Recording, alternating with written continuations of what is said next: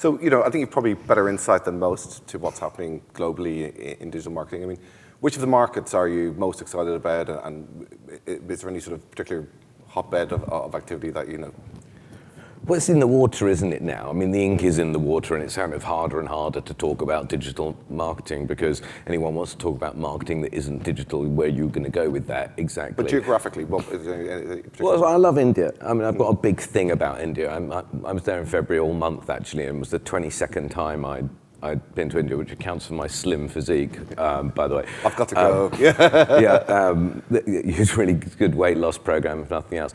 And we employ many people in India. And when you spend time, not just in Mumbai and Delhi, but in Chennai and Kochi and Chandigarh and the other 11 cities that we have offices in, Group M has offices in India, you'll be delighted to know that the sort of Silicon Valley town is always thought of being as Bangalore, but outside of Hyderabad, which is the only Muslim population-dominated city in India, is a suburb which has been built for tech purposes and glories in the name of Cyberabad. And it really does exist, and you can go to school in Cyberabad and people live there, and it can seem perfectly normal to them. I think that there is a fearlessness about the way our guys do business in India. I think there is a fearlessness about commercial collaboration and trying things that haven't been done.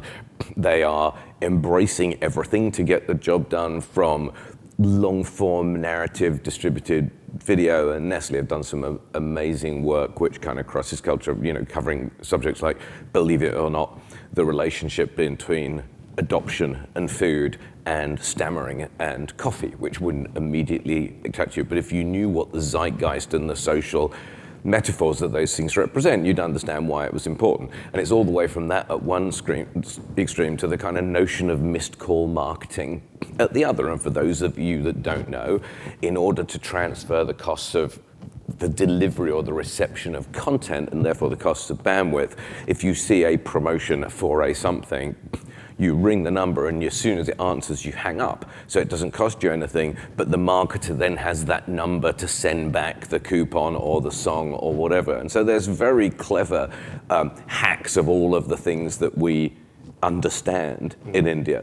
And there's other things that I see there that I think are intriguing. So in India, they've talked about traditional retail and organized retail for years. And organized retail is what we think of as shops and malls, and traditional retail is street side stands. And so people assume as economic growth progresses that traditional retail reduces, organized retail grows, and that's the way it is. But in the same way that the mobile internet skipped the fixed internet because there was no infrastructure for the fixed internet, e-commerce is skipping straight from traditional retail past organized retail. And Flipkart, for example, one of the most interesting companies in the world in the e-commerce space, in the same way that Jumia is in Nigeria and 6 other African countries. And Jumia is actually quite popular here in the UK because I think by aggregated wealth, the Nigerian expat population in London is the second richest expat population in the city. And so you see quite intriguing things. You look at the mobile phone market in India, and there's some astonishing things that go around this. There's more people in India with phones than there are with toothbrushes, and people kind of heard that old trope before. There's 5 super competitive companies. The race for 4G and domestic 4G is on. And one of the biggest areas in 4G development is in 4G cards for people to carry in bags and cars, for example, in order to create MiFi facilities for narrow groups of people. And it's stuff like this that kind of thrills you, because it's just not the same sort of linear development as we see elsewhere. So that I like. So I'll take India for 5 points. Yeah. So on the question, we're obviously here talking about video, and By the way, you've now exhausted my knowledge of Nigeria. So don't go. It's so. We're obviously focusing on video here mainly. A common sort of discussion is that the TV money is coming, and all the TV money is going to come flooding into video. Is that a conscious thing at a Group M strategic level, or is it just a question of following your audiences? Are things like data, the improved targeting, better interactivity, are things like that pulling you over from TV to video, or is it more a question of experimenting with what works, or I never quite caught the moment when TV wasn't video, by the way. So I mean, this just in, and people ask us about our view on viewability, and we say, well, we like 30 seconds full screen sound on, and they say, where'd you get that from? And we say, television. And it's not a terrible answer to that question. And what people do is they create this kind of little locuses of interest as if everything else didn't exist, and of course it's baloney. So yes, of course we follow audiences, we follow experiences, but anyone that thinks that television isn't changing, there was an article in the Wall Street Journal yesterday about Volvo, which happily is a mindshare client in the US, in which the head of media, or the CMO of Volvo, was saying how we've managed to isolate approximately 11 million people in the US who have got the facility to receive addressable advertising via set-top boxes, and we are focusing an enormous proportion of Volvo's total investment in the US on those 11 million people on television, but not television as we previously understood it. I think in some cases we love the online television experience. I think the TV quality asset that's moving into online and full episode players and into Hulu-like objects is a terrific product, a terrific user experience. I think it's altered perceptions of the ad load to content, and I think that's a really good thing. I can't begin to wonder why that community hasn't gotten together in pursuit of single logins and data collections and creating a data co-op that compete with the first-party data owners at Facebook and Google. It sort of seems like a no-brainer, and it strikes me that there's some sort of old commercial rivalries that would be better served by some new compact in that area. My guess is that will come. I think that some of the outstream executions that we're seeing, and it's good to see some of that stuff with the Unruly purchase and development businesses like Teeds and so forth, looking at different dynamics to create video experiences, and I think the money's following there. I think the big quiz over where video money is going is significantly involved with what you think of Facebook's video product and what you think of YouTube's audience. But our assessment is that we look at it in the macro, we look at what the distribution of the eyeballs, not only the distribution of the eyeballs, but the value of the eyeballs in terms of their economic intent. And we look at them as part of the composition of how we build effective reach, frequency, and impact. And anyone that goes off and over-indexes on online video because they think it's kind of new or different, as opposed to because it has a relevant cost and attention component of a broader communication plan, is kind of dumb. And so we might get a bit dumb sometimes in our enthusiasm, but there's no doubt that IP delivery of video in some form or another will be the delivery of video in the future. So we'll go with it.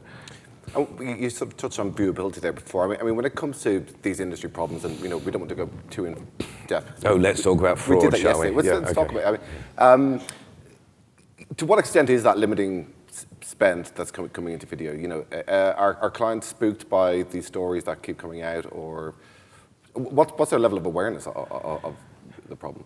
Well, when a CEO sort of gets the front page of the Wall Street Journal that says 943% of all online ads are viewed by robots in Kazakhstan, and then gets a huge red marker pen in the event that he can find one and kind of writes a question mark on it and puts it on the CMO's desk, and he normally gets the CMO's attention. So, it is what it is.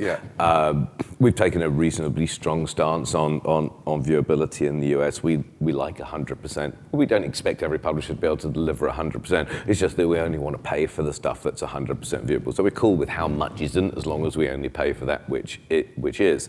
And our top 200 vendors by volume and value in the US are all traded in 2015 and 2016 on 100% viewability. And one of the effects of that is that it's moved share out of open exchanges where there is less quality of the viewability and back into those places.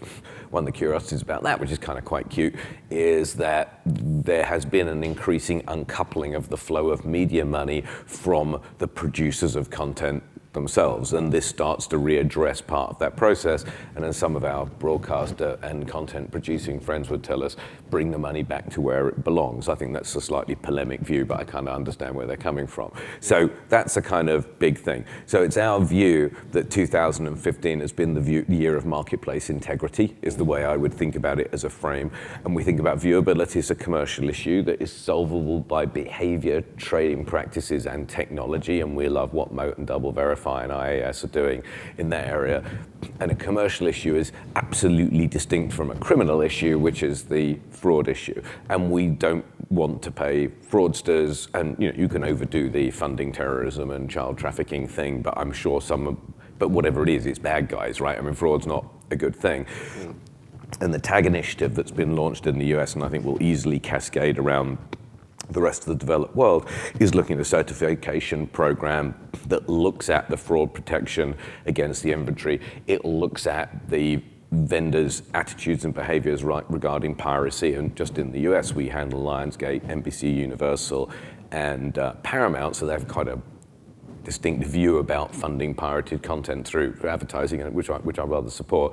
And so in 2016, having got to 100% viewability in 15, we're going for 100% tag certification on our vendor ecosystem then as well. And I think these are good things. And so the marketer needs a clean market, because unless you have a marketplace with integrity, it's very difficult to trade.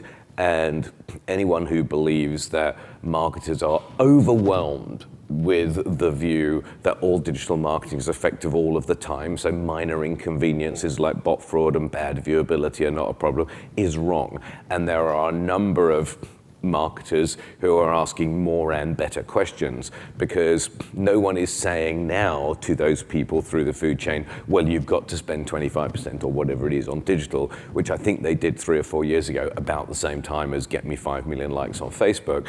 And don't you miss that? I have lots of followers on LinkedIn, by the way, and the count got to whatever it was, 29,998, and I was sitting in my office and I thought, oh, I'm going to sit here until the 30,000th person follows me. And I only waited a couple of minutes because I thought I was going to make a story out of it, or an influencer post out of it. And it turned out she was a holistic beauty therapist from Dayton, Ohio. And I thought that was kind of curious as a follower for me. So I wrote to her and said, hi, I know this is out of the blue, but this is what happened. You're my 30,000th floor, and I'm curious. She didn't reply, so there's no good story. But I can tell you I'm huge in Bangladesh. I can't walk down the streets of Dhaka without having. I actually carry 30 or 40 extra pairs of underwear, so I can sort of toss them into the crowds. Clean, to be clear. Just. What was your question? No, it's fine. So hypothetically, if you were to, leave GroupM tomorrow, set up your own thing, but you wanted to create a business that, you're pretty sure would attract GroupM money, whether it could be media or technology, what would that business look like? What would you build? I think it'd probably be a law firm, actually, because I'd be hearing a lot from Sir Martin. So I think a law firm or a witness protection program, I think, would be my first choices. So, I mean, this is a bit dull, so forgive me. So when I think about WPP in the aggregate, I think it's united by messaging for brands and corporations. I mean, it doesn't matter which bit of it you look at or what they do, but that's the kind of golden thread. Then I sort of say, okay, we'll go down from there, and I say, well, what we do is we create them, those messages, we distribute them, and we measure them. That's, again, all of WPP fits into one of those boxes. I think about GroupM, and I think, by and large, we're in the distribution business, little intersections on creation, little intersections on measurement, but the guts of it is we're a distribution business. So that's kind of what I know, so I'm not going to start doing something I don't know. So when I think about what the ninja skills are of a distribution business of commercial messages for brands and corporations, I think they are allocation, where to spend it, what on, geographies, channels, brands, portfolios. I think that's kind of important. I think about optimization, which is about value extraction from the allocation decisions that you've made. And I think about attribution, as in the ability to demonstrate effect and disaggregate that effect into the channels most obvious. So if I was starting a business of my own, I couldn't do all three, I don't think, because we have 27,000 people and there's just me and Alfie, who is a black schnauzer, is enormously talented, but not all that good, better with bones than with algorithms. And so I think I would look at either allocation, optimization, or attribution, and think about what I was one of those. And I think if I was going down one place, I think there's a greater universal truth in business most widely, and one that maybe needs less massive infrastructure and day-to-day touch on the market, I would go down the attribution path. And the reason why I would do that is that I believe that too much of current attribution science is being tilted by the vendors of a particular thing. So if your business makes its money out of the last click, you tend to lean towards attribution models that weigh heavily towards the last click.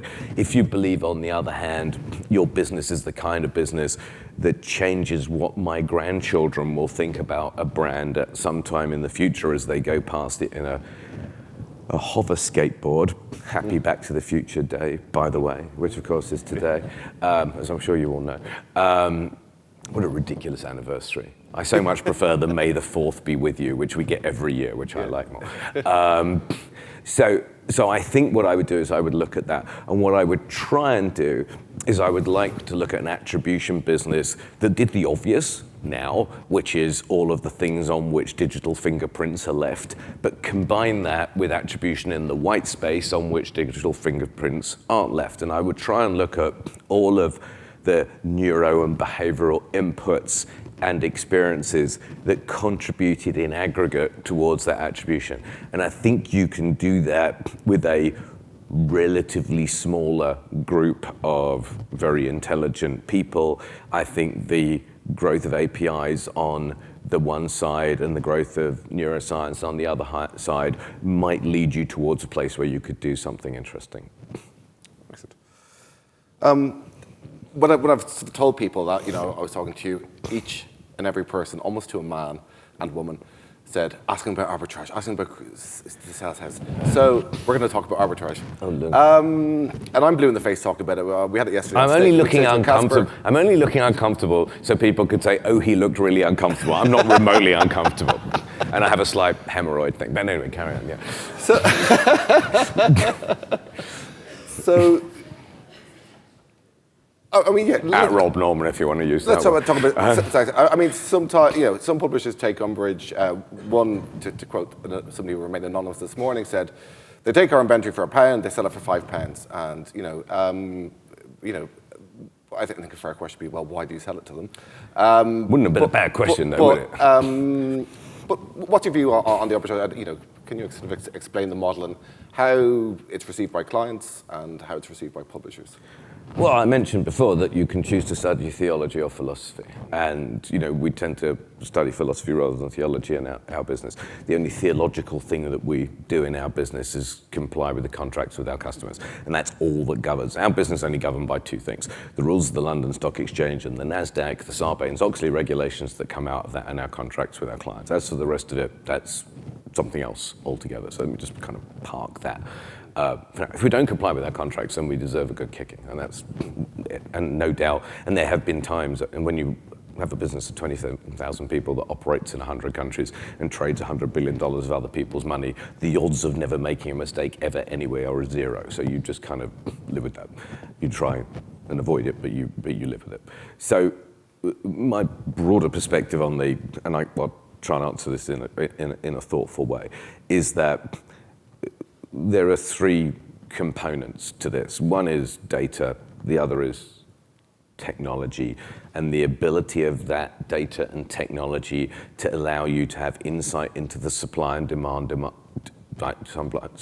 dynamics there in market. If you can do that really well, and crucially, well enough to take risk on the outcome that other people aren't necessarily prepared to take, then as long as your contracts allow it, then to buy and sell on a spread with the knowledge that you can win sometimes, hopefully most of the time, lose on other times, doesn't seem to be to me, a religious issue. It seems to be a commercial issue. GroupM has, as Erwin Gottlieb, my boss, says, we didn't get good by being big. We got big by being good, which is a different thing. Brackets, and by acquisition, close brackets. Park that one. Those are the 141st and on characters of the tweet. And so I think that what we have done is we've looked at our market position, we've looked at our investments in data and technology, and WPP, to its eternal credit, has done more in that area than the rest of the industry in aggregate in terms of investing in data and technology. And what we've realized from that is that there are some places that we can create an information asymmetry, which is the advantage of our clients know something about inventory that the seller of the inventory doesn't, and created an information and data asymmetry and an appetite for risk amongst ourselves that allows us to do that. There's no, and as Erwin has also said, it doesn't say in Genesis that fees and commissions are the way a business should be paid. We operate as principal in many markets. Our clients ask us for payment terms that are beyond the payment terms that we have with our staff and with our landlords and with our media vendors.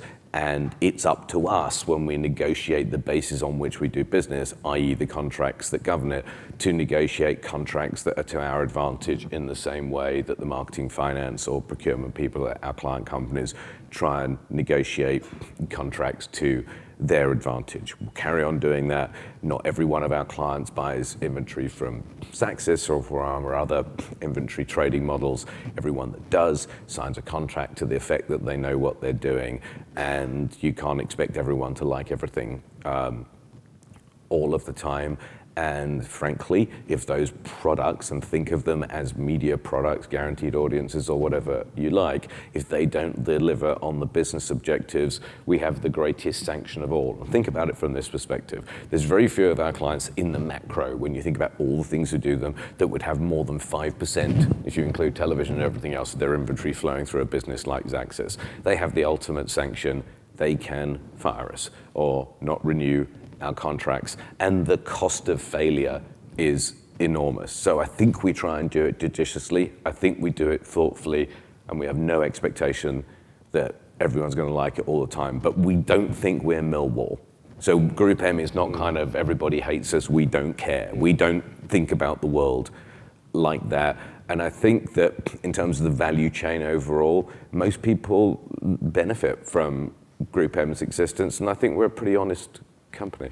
You just mentioned Erwin Gottlieb a few times. I think one of the quotes that was a big news story last year was, he said that agencies aren't really agents anymore. And I think it was on a session like this. Well, they never have been in the UK, because agencies trade as principal. I mean, if a client goes down, if we've got a booking for X $100,000 or £1 million with a media owner, and the client goes bankrupt, where does the media vendor go? They come to us. We're the principal. So he makes a not unreasonable point. Yeah. So how would you define the agency now? I mean, do we need a new term for agencies? Do we have unrealistic expectations of them while that they're trying to survive in this? Well, agencies, I mean, let's face it, when it started, the agencies were the agents of the media owners. The media owners paid agencies commission for selling their space for them. That's where it started. So it's become a ridiculously occluded term overall. I don't think it's relevant. What I want to be is the best message distribution business in the world, which means in combination, I want to be best at allocation, best at optimization, best attribution. I want a client think from the first dollar that they spend to the last dollar they spend, the optimal outcome for profitable brand growth is to work with GroupM and its agencies. That's why I don't go a rat's ass what name they give it. Okay, we're going to finish with one very quick question. We're over time, so we should be sort of concise on this one. So what do you think will usher in the next wave of digital disruption? We're all quite fashionable in video at the moment, but there's something else coming down the line, surely. What would you bet on that sort of next wave being? Well, I think most people would say that it's got the word reality in it somewhere, and they would either put augmented, the data overlay on our real lives, or virtual, the alternative to our real lives in front of it. I think that's significantly possible. I think that the data story still has an enormous distance to run. And what I see is a kind of bifurcation of really, really, really exciting developments in data, in VR, and AR, and at the same time, a step backwards into a world of perspective that thinks about the real long-term effect on consumer experiences. Because in the end, the advertising business, and I've always kind of thought I worked in that one way or another, whatever descriptions it were, is that what we do really, really well is we influence the hearts and minds of people over time. And if you think of the great corporations and the great brands, the contribution that advertising and marketing has made as an overlay and as a complement to their innovation is a huge thing. And it would be sad, I think, at a systemic and sector level if we lost sight of that and decided that our future was to see how many more of us we could get to dance on the head of the same programmatic impression delivered in the smallest number of available milliseconds. That wouldn't be a great way to finish for me. Because when I started in this business, I started at the very beginning of the separation or the unbundling or whatever you like of the marketing services businesses. When I get to the end of it, I hope that what I see is the thing we always aspired to do, but enabled and magnified and the magic reinserted through technology. That's a lovely point to finish on. Thanks very much. Give a round of applause for Rob Norman, please. Cheers. Awesome. Cheers.